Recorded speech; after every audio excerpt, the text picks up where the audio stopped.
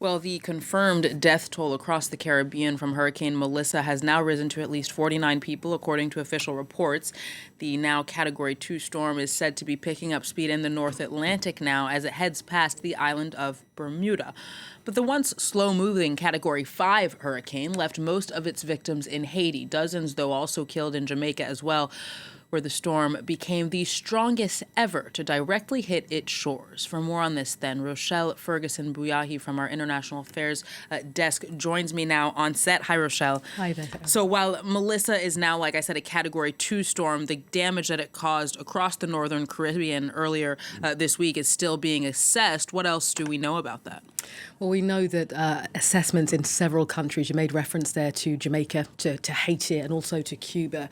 This was a devastating hurricane, Category 5. I mean, you can see those images of Jamaica behind me, where ultimately complete havoc was wreaked on the country, particularly in the western areas, notably in one of the parishes in the west of Jamaica.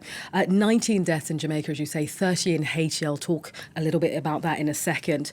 Listening to Jamaican authorities today, and they've spoken about the fact that the search and rescue operations are continuing. There is, of course, Erin, a fear that the death toll there could rise. Why? Because as water subsides, as you begin to see, debris being removed, albeit slowly, there is always the fear that more bodies at that stage can be recovered. And, the country's Prime Minister has said, brace yourselves for the fact that this death toll could be higher.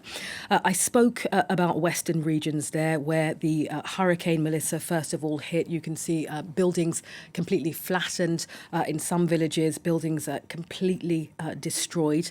It's worth saying that electricity is out on 2/3 of the island. So there are, millions of people across the Northern Caribbean without electricity. And this, of course, particularly difficult as they try to salvage their belongings, as they try to wade their way through what are very complex floodwaters.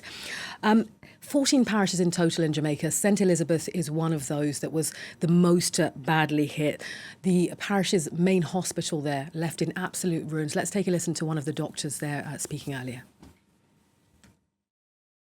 Well, like I said, we tried to clear the hospital as much as possible. Some patients were on another ward, so we had to carry them to the top floor, which essentially caved in, so we had to move them back to the ground floor.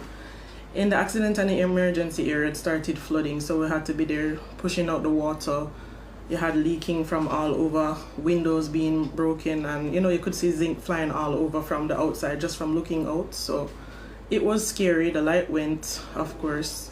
We had a generator, but I think essentially had to turn it off because that would have posed a risk for fire. So, well, listening to that medic there, Erin, utter chaos taking place in that hospital. Listening in with that doctor a bit earlier, we know that patients were rapidly moved to try and get them to safety as this parish was flooded. It's important to say that in Haiti there were 30 deaths. Now, Melissa didn't directly hit Haiti, but what happened was there were torrential rains because of the slow-moving storm. Many of those victims in Haiti died, and there were many that were children. They died when a river overflowed in the town of Petit-Goâve. A full assessment is going on there. It's important to say that there are 15,000 people that are staying in shelters across Haiti because, of course, of the impact of those torrential rains from the slow-moving storm. Now, sorry, go ahead. No, go ahead. I was just going to say Cuba is important to talk about. Now, there have been no reported deaths in Cuba so far. That, of course, may change. Authorities may announce more in the near future. 3 million people, though, exposed to life-threatening conditions. 735,000 were moved or safely evacuated. And also 240 communities have been cut off due to flooding and to landslides. So a chaotic situation across the Northern Caribbean, and authorities there desperately trying to move forward from the situation. Now, as you say, move forward from the situation, Rochelle, as they continue to assess the damage. What do we know about aid efforts in the meantime? Well, I'll start off with Jamaica because the main airport there in Kingston has been fully operational now for a couple of days. The problem is the smaller airports that are only partially operational. And of course, humanitarian assistance is needed more in those areas. So Jamaican authorities have deployed the military to bring in urgently needed supplies.